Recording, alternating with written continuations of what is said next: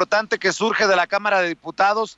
Hace unos minutos la Cámara avaló en la Comisión de Puntos Constitucionales recortar a la mitad, en 50%, el financiamiento a partidos políticos, una propuesta impulsada por el partido Morena. Ayer precisamente Mario Delgado se reunió con el presidente Andrés Manuel López Obrador, donde abordaron entre algunos temas el recorte de recursos a los partidos políticos, algo que seguramente hará patalear a partidos como el PRI y el PAN, que mucho basaban su actuar en el financiamiento que recibían para partidos. Dame tu opinión acerca de esto. ¿Crees tú que es correcto? Yo sí creo que, es más, deberíamos de ir aún más allá, pero el 50% es un gran primer paso. Creo, Vicente, que es un gran avance esta medida que se acaba de tomar en relación a disminuir en 50% el financiamiento público de los partidos. Y creo que ya lo habíamos planteado en tu programa, yo me iría más a fondo. ¿Por qué no suspender el financiamiento? Ahorita es muy plausible, hay que aplaudir que se elimine el 50% del financiamiento público de los partidos políticos. Pero podemos pasar a una reforma que que esté vinculada a la austeridad republicana en el sentido de que el financiamiento público solamente se otorgue a partir de que se inicia el proceso electoral. Voy a poner un ejemplo. En el calendario electoral, el proceso electoral para en aquellos lugares donde va a haber elecciones el 2021, ¿sí? Hay cambios en 2021 de diputados federales. Pongo este ejemplo. El proceso inicia en septiembre, octubre, no recuerdo si septiembre, octubre. El proceso electoral oficialmente inicia en el septiembre, octubre del año anterior al de la jornada electoral. Es decir, en el 2020, en septiembre, octubre, inicia el proceso electoral y termina en el 2021. ¿Por qué no que el financiamiento público solamente se le otorgue a los partidos políticos a partir de que se inicie el proceso electoral y no durante los años donde no hay actividad electoral? Es decir, 2019, después del 2018 que ya concluyó, 2018 y 2019, hasta septiembre, octubre, se empiecen a otorgar las prerrogativas y financiamiento público a los partidos políticos si vinculamos una reforma enfocada a la austeridad republicana.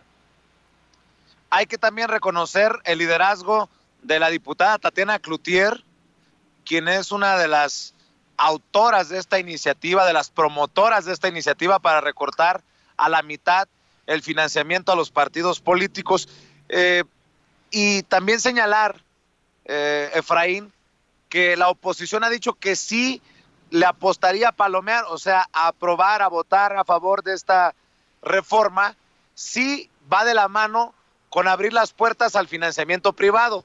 Eso es lo que creo que puede ser peligroso,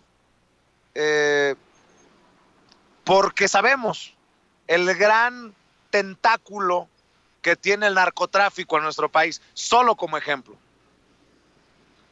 Vicente, el financiamiento ilícito en campañas siempre ha existido y va a existir si le dieran mayor porcentaje al financiamiento privado. Existe el financiamiento privado actualmente para los partidos políticos, para las campañas electorales, pero es un porcentaje que difiere en las entidades federativas, y no recuerdo exactamente el porcentaje a nivel nacional, pero sí hay un financiamiento privado.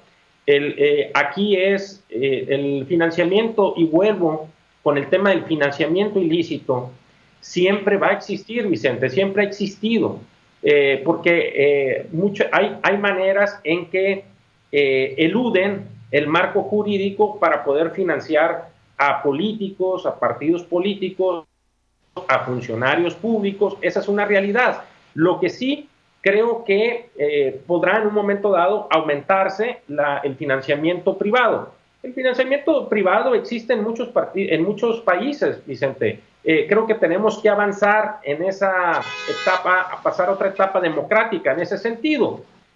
Ya se generarán o se instrumentarán algunos candados o algunas restricciones en cuanto al financiamiento privado, algunas medidas, reglas de operación, etcétera, etcétera, para que se evite que se pueda filtrar o se pueda inmiscuir dinero que viene, dinero ilícito, vamos a decirlo así, o financiamiento ilícito, Vicente. Aunque, pues existe también el riesgo con el financiamiento privado de que queden comprometidas las decisiones de los legisladores, por ejemplo, de los partidos, comprometidos esas decisiones a esos intereses que le invierten a campañas o a partidos. Vicente, existen esos intereses privados, existen en los grupos de poder y en todos los países. Vamos haciendo una analogía con lo que sucede en Estados Unidos. Tú vives allá en Chicago y sabes muy bien que, por ejemplo, una marca de refresco, no voy a mencionar, apoya al Partido Republicano y otra marca de refresco apoya al Partido Demócrata. Y eso sucede no solamente en Estados Unidos, en muchos países. Creo que eso también tiene que ver ya con una cultura, con el avance de la cultura política, del ciudadano en común, tiene que ver mucho con la educación, va a tener mucho con la conciencia de cómo va avanzando la participación ciudadana, cómo los ciudadanos van involucrándose y en una democracia participativa, pasan de ser ciudadanos pasivos a ciudadanos activos en el sentido de la política, a ser personas que hablaban y exigían solamente en la mesa cuando estaban comiendo con los familiares y pasar ahora a presentar denuncias ante las contralorías, ante las autoridades competentes por hechos de corrupción. Es decir, Vicente, esto tiene que ver con un proceso, es un proceso de democracia participativa. Así lo veo es mi punto de vista, y creo que de alguna otra manera se van avanzando con algunos temas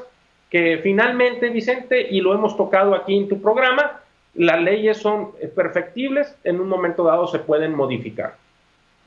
Muy bien, pues mi querido Efraín, te agradezco tus opiniones, tu tiempo y como siempre un abrazo, mi reconocimiento.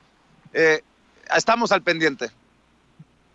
Muchas gracias, Vicente, y disculpa que nos hayamos anticipado el día de hoy, martes, pero mañana me va a ser imposible poderlos acompañar.